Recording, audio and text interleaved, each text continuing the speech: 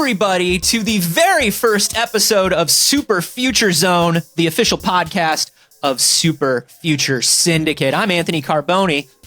I am Samantha Kalman. Thank you for joining us today. Ooh, it's a big day. If you're here, you're probably coming right off of watching the trailer for the studio's very first game, Hyperkinetic Aerial Joust Versus. It's hyperkinetic, it's aerial, it's jousting. I hope that you're hyped from that trailer and that's what brought you here, because we've been working really hard on it and we're really excited to talk to you about it today. And if you are hyped from the trailer and you hear anything during this podcast that makes you even more interested, remember that you can follow us everywhere at Superfuture Games, wishlist the game on Steam, and join our Patreon at patreon.com/superfuturegames. Sam Kalman, that's me. Who are you? What is going on? And where do you get off? Oh my gosh. Yeah. What's my deal? Holy crap. It's a great question. So I am the founder and CEO of Superfuture Syndicate. In the summer of 2024, I lost my job as a game designer. It was then, as it is now, a really tough time for the industry, and I was just unable to find a new job.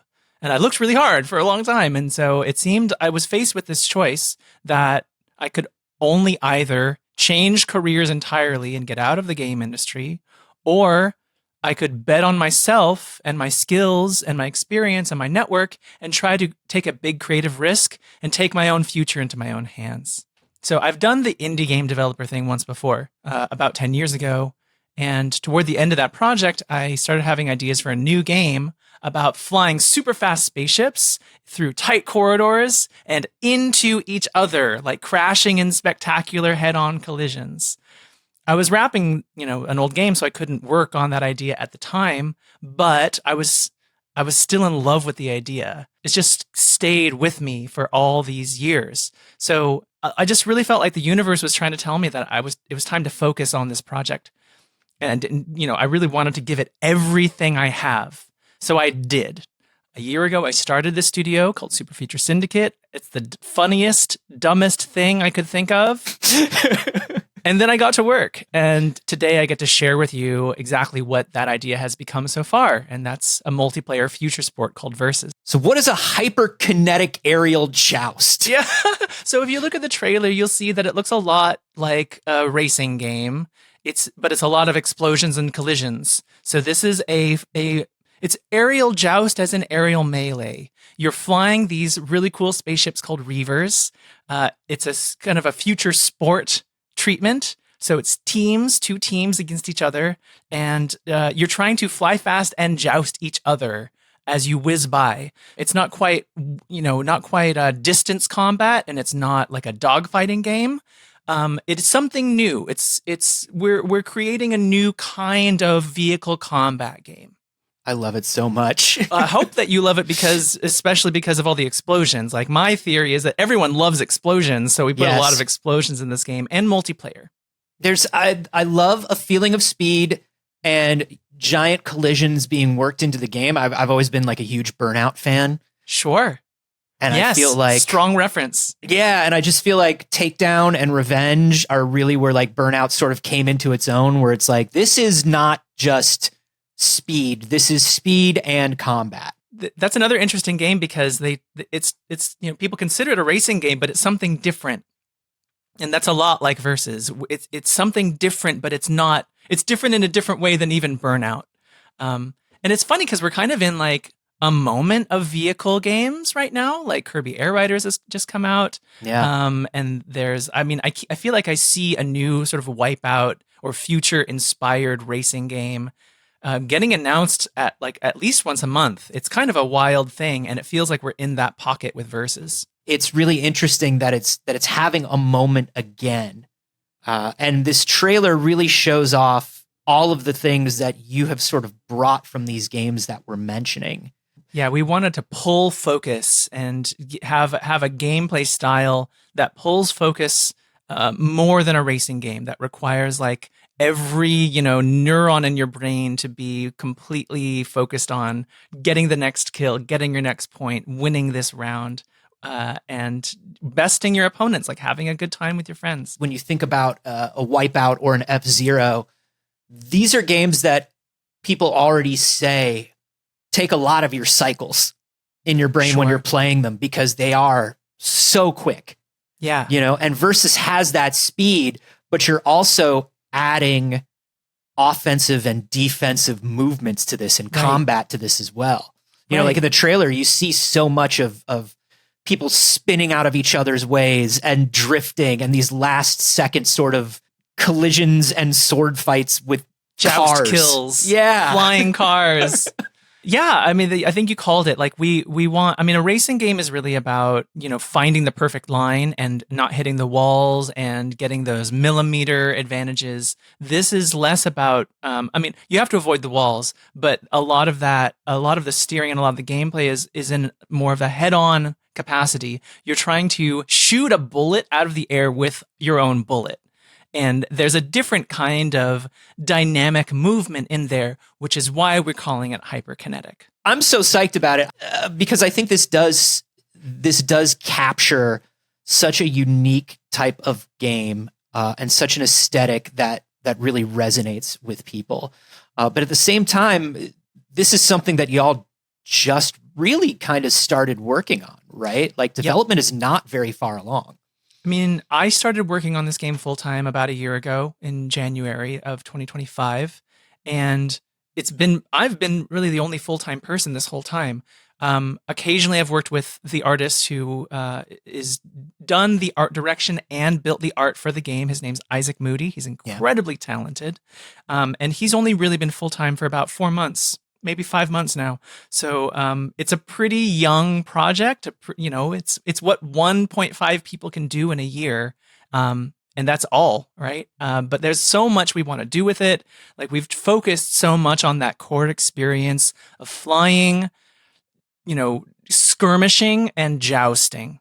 That's really the core of the game that we're highly confident in.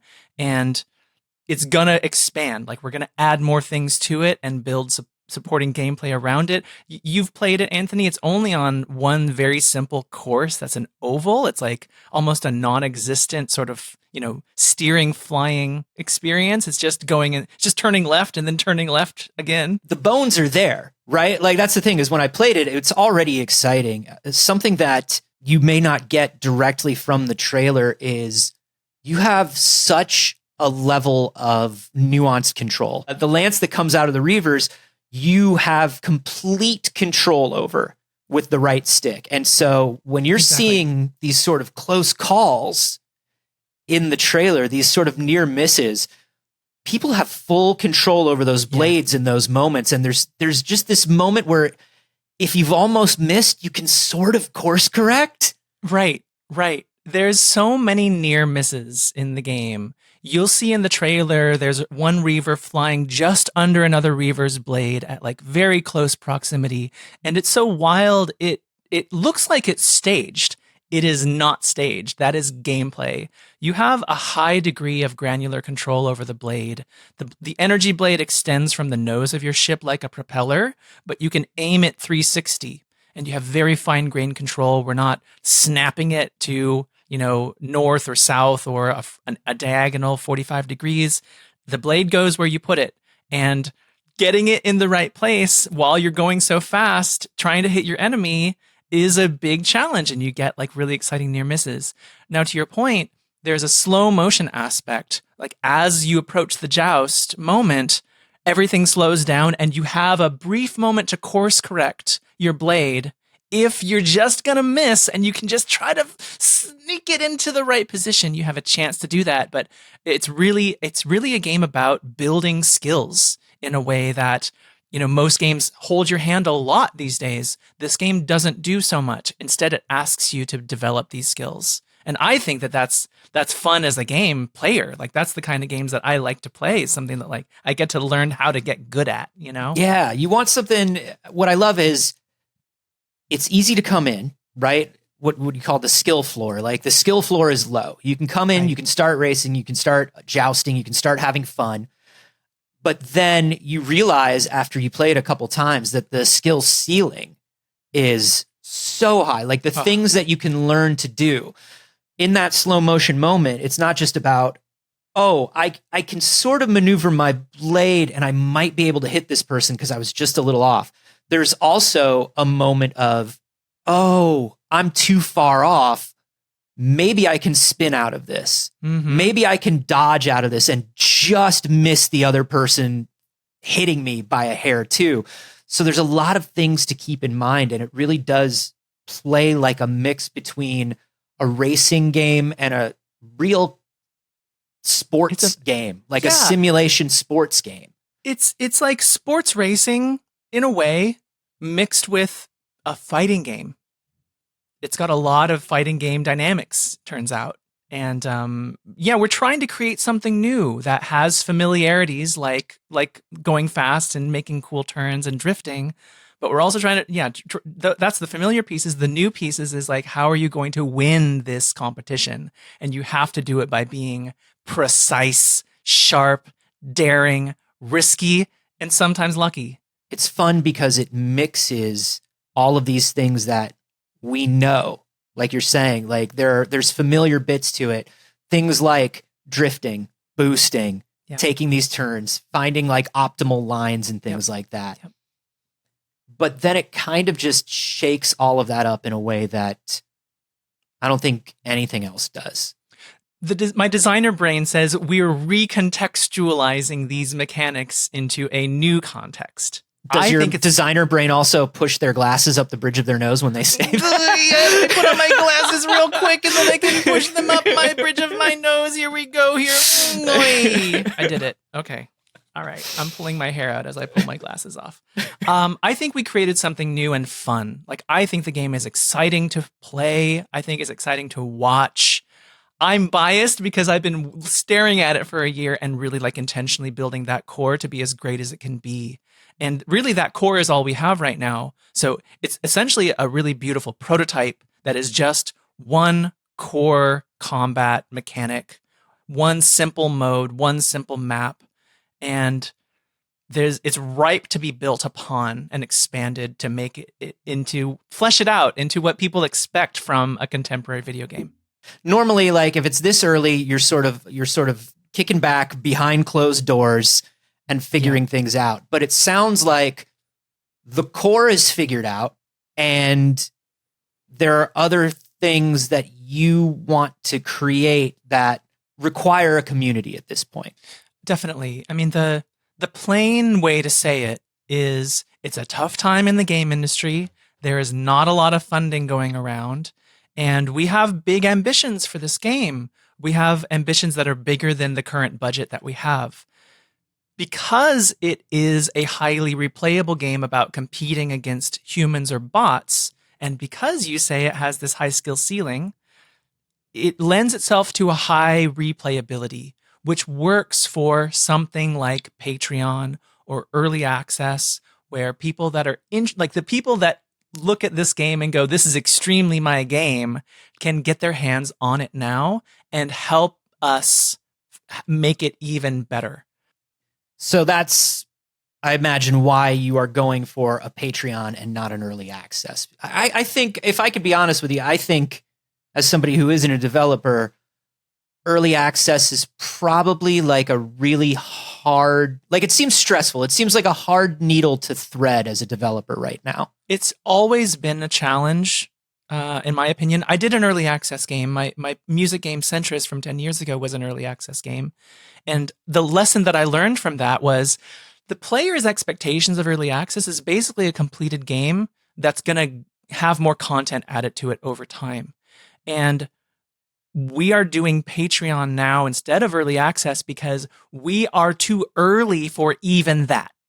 The game is really a prototype. It's a beautiful prototype, but we don't have all the mechanics in there that we want to add.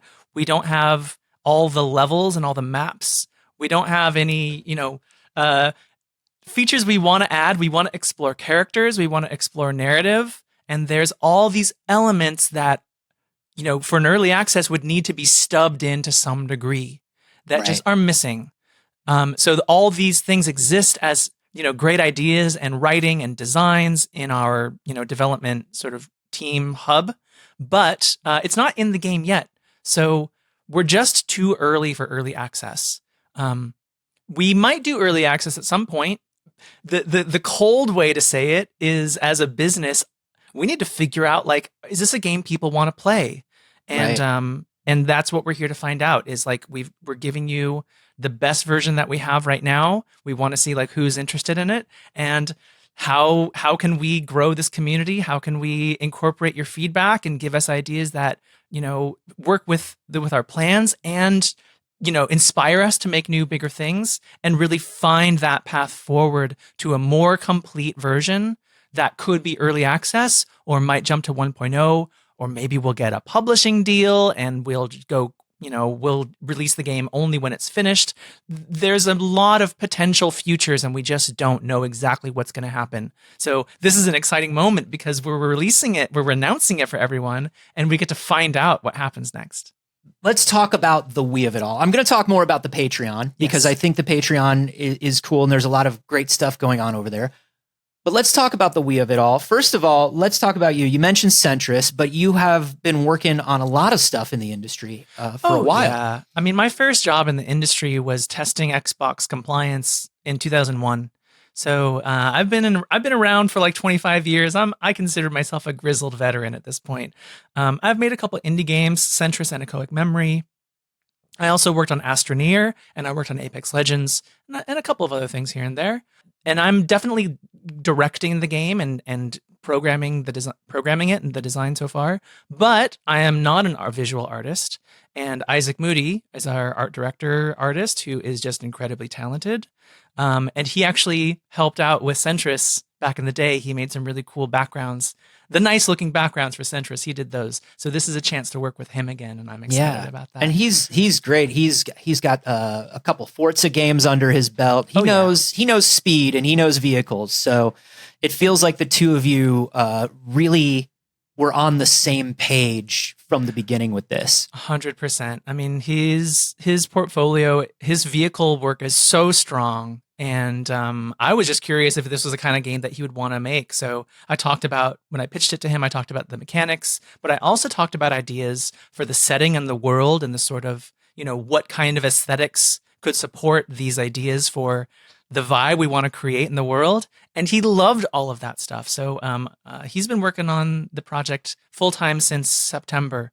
And yeah, I mean, it's the game wouldn't be what it is today without his help. So big shout outs to Isaac. Like, I think in most racing games, you don't think as much. You like, oh, I want the city to look nice when I'm driving through the city, or I want the track to look realistic when I'm driving through the track. But with a game like this, a lot is communicated about the game, the sport, the world through those visuals.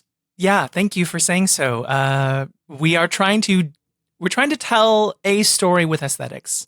We're trying to hint at the narrative we want to have in the future visually only. So there's a lot of room for interpretation, but you're right in that I think it all comes together to create an aesthetic, create a feeling that's a little bit hard to describe exactly with words, but you feel it. And I think that this game's visual aesthetic, that Isaac has taken the aesthetic into a place that's uniquely our own. So it evokes Wipeout, but it doesn't look like Wipeout. It might look the way you remember Wipeout looking, but as soon as you look at a screenshot or look at an art book, it's wildly different. And there's thinking behind that we're being a little quiet about because it's narrative, but these are all intentional choices. To speak a little bit more to that narrative, there is a narrative designer who's been working on the game and kind of helping you explore that sort of stuff. Yes. Kate Welch is doing narrative for us right now. And it's been amazing collaborating with her. She's former D&D and has done a lot of dungeon mastering.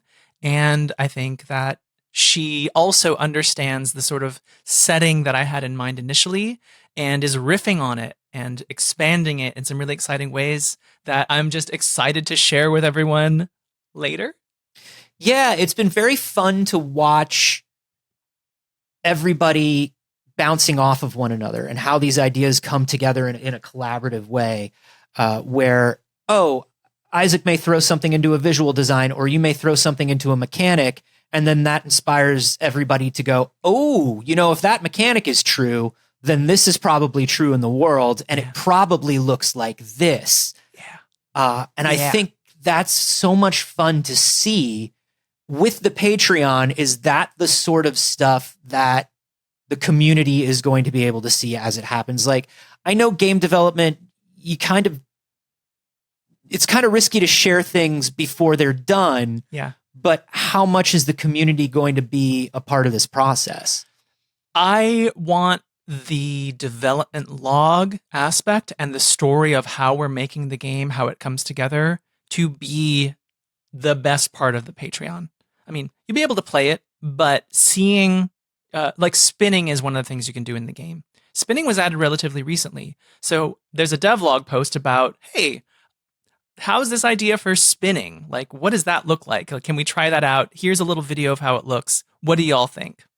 And so that's one example, having a lot of different examples of, here's a new livery, here's colors that you haven't seen, here's a new track layout that we're testing, here is a new setting or a new skybox. We're going to talk a little bit about a location that we're adding to the game or we're exploring in concept art, and we can give you little tidbits of the world and the setting that we're starting to build. New mechanics, new features, new cool stuff that comes into the game, anything that supports new combat mechanics that are going to support that jousting dynamic. You're going to be able to see those things sort of as they happen on the Patreon. And we'll collect them and review them in podcasts like this, and we'll share them a little bit more broadly over time. But the Patreon is going to be like that close to real-time devlog access. What are the chances of patrons playing this game? How often are they going to be playing? Are they going to have opportunities to give direct feedback as this is happening? Yeah, we want to have people playing right away as soon as possible. The plan is because it's a competitive game, we want to focus on play tests. So what we're going to do is we're going to have playtest events happening at a regular clip, and we'll be working with the patrons to find what are the days that most people are available or the time slots that people are most available for a playtest. But so we'll figure out exactly when and how frequently those playtests will be. But our goal is that everyone gets to play, and everyone gets to interact with the developers and like chat with us and fight us in the game. This is and on the street if you can find us. Not on the street. Keep it in the game. We obey the Fighters Challenge rules. Just like in Metro City. Yes. If you know Metro City, you know that anyone, anytime is down for just initiating a fight by taking a punch to the head. That's right. This is not in real life, please. Only in the game. But I mean, this game is so competitively oriented that it's not really aimed at a casual audience. So people that are going to be drawn to it are going to be the kind of people that like want to have a lot of cool power and, use those powers to fight against a human, to outplay, outthink, outmaneuver. And so that competitive spirit gives a strong emphasis to community and community building. And I didn't get to shout you out as part of the team, Anthony. You are here. I'm, so grateful for your help hosting and co-hosting this podcast and being involved with the community wrangling, because the community aspect of this entire project, not just the build, but like the success of Versus as a thing that exists, is going to require community to galvanize. Yeah, and that's going to be a long-term effort. Yeah, we're going to be in there. I'm going to be in there in the Discord. There will be a Discord for patrons and for the community to be able to kind of keep up with what's going on. And we're going to be listening, because I think the fun thing about this being early on, but so clearly for a specific type of audience, is that we're going to get a lot of great feedback really early on. That's the goal. I was a Unity user before it was cool. This was like 2005, Unity 1.0, 1.1 territory, right? One of the amazing things about that community was everyone was in one place, a forum, like an old school internet forum, and the developers were there too.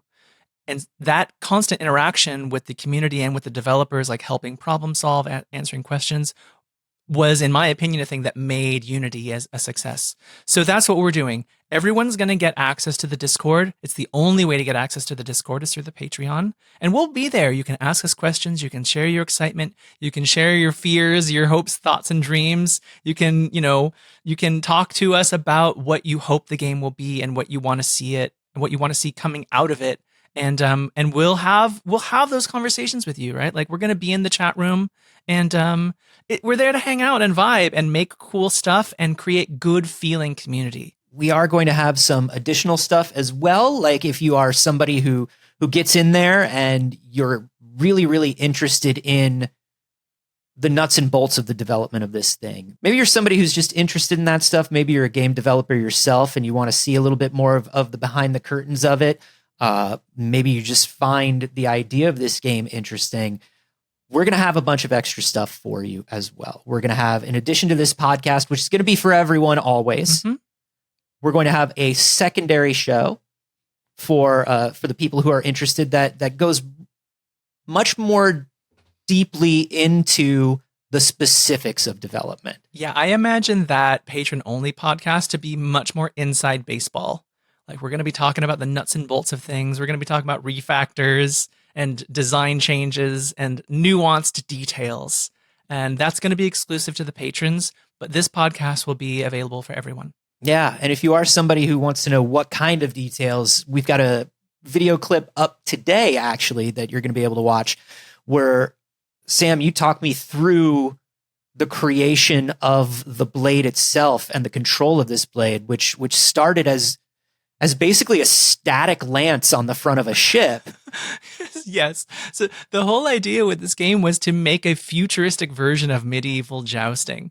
So the first versions of the spaceship were, much more like a literal lance that a knight would hold. We had a different reefer design that Isaac made, and we had this pole arm effectively. And in that video, we talk about that design. We look at some early art assets, and we look at some early, first prototype footage that looks wildly different from the game today. And we kind of go through, the origins of the project, both from, those gameplay mechanics, but also kind of the rules of the game mode.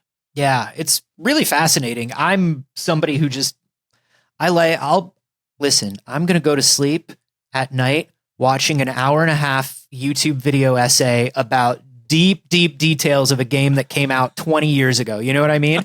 That's what I want to do with my evening. I'm going to go to sleep watching the intro of Wipeout Fusion on my phone. That's right. Where it starts with the F1 car and then zooms into the wheel, and then the wheel transforms and we zoom out and it's a hover wheel now. This is the podcast version of that. This is that. That is this. We've arrived. It's all happening. So this is a lot of great stuff for patrons. But if you're somebody who kind of just wants to watch and cheer on from the sidelines a little bit more, or you're somebody who wants to follow development publicly, what is the public going to see from Superfuture in the short term and from Versus in the short term? Oh my goodness. Well, to be perfectly honest, we are going to focus on Patreon for a while.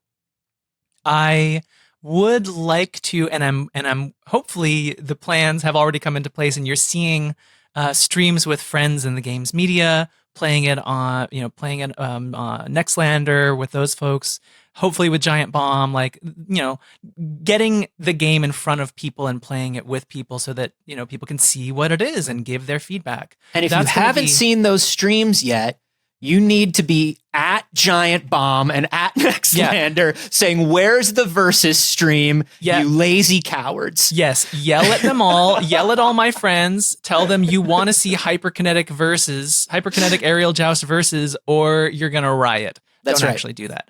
Don't harass people and don't fight us if you see us in public. Just good rules of thumb about being a person in general. Don't fight people in public.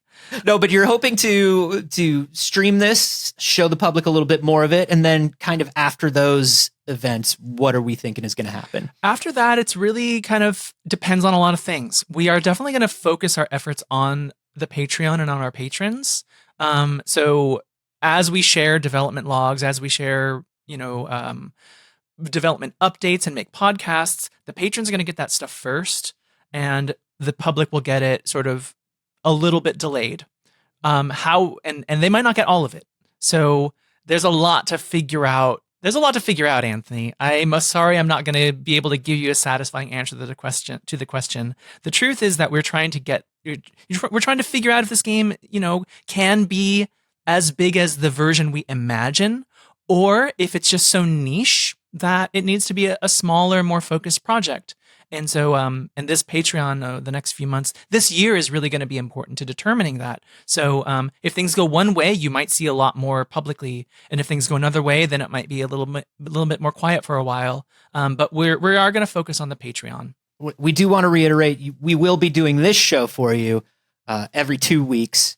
So you will be getting those updates from us. So it's not like we're going to go completely silent and behind the walled garden or 100%. anything like that. You can always go to superfuturegames.com and sign up for the mailing list. We'll be sending you messages there. You can wishlist us on Steam, and you can follow any development updates we post to the Steam page. You can follow us on YouTube for any videos. You get the video version of this podcast on there. You probably get some other videos from time to time as like new features or new milestones come online, and we want to show off the cool new stuff. And we will be on various social networks, and we'll choose those depending on how the world seems to us at any given time. So, we make no promises about the world. Right. The world is what it is. We can't control it. We can only roll with it. And there's that affects our social media platform choices. We're a small team with everyone, including Anthony. We're only 4 people. And so we cannot be everywhere. So we're going to have to pick and choose. But keep an eye on YouTube at least.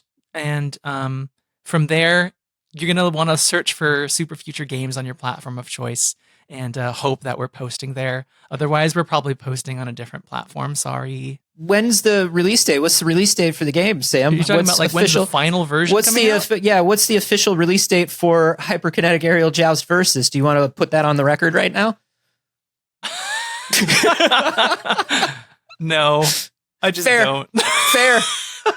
I mean, the real answer is the full version of this game is something that we're going to require, partners to make, and that's going to take some time.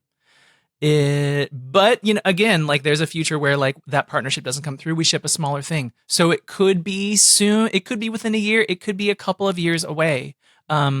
There's just too many moving parts to be able to even make that call right now. That's really like, this is, it's such a wild time in the game industry, right? Yeah. Like we're trying to, we're breaking the script with this announcement, with this project, with this whole effort. We're in untrodden territory. And honestly, I just hope that people are excited enough by what they see that they're interested in joining us on the journey. See where it goes. We do hope that y'all are excited. We hope that you enjoyed the trailer. We hope that we answered some questions for you. If we didn't answer all your questions, we do want to let you know that even though this is an every other week podcast, we will be doing another episode next week that is just questions and reactions to the trailer and to this show. So if you head to patreon.com/superfuturegames, you don't need to pay anything to sign up. You can join at the free level, leave your questions. We'll also keep an eye on whatever mysterious socials we're keeping an eye on. Maybe you send a raven to the office. Maybe you scream your questions into a well and we hear them. Whisper them to a ghost. That's right. But also on patreon.com/superfuturegames. That's probably the best place. And next week, we're going to answer some of those questions. It means so much that y'all came by this week. It does. And you listened to all these minutes of us rambling about this game. Thank you. And thank you for being interested in the project and interested in the team. This is the community phase of the project is beginning. So if you're here listening to this, you're part of that community. Thank you for being here. That's right. And we'll continue seeing you at Superfuture Games at patreon.com/superfuturegames. We're doing it, Sam. We're doing it. Anthony, it's happening. It's all happening. really happening.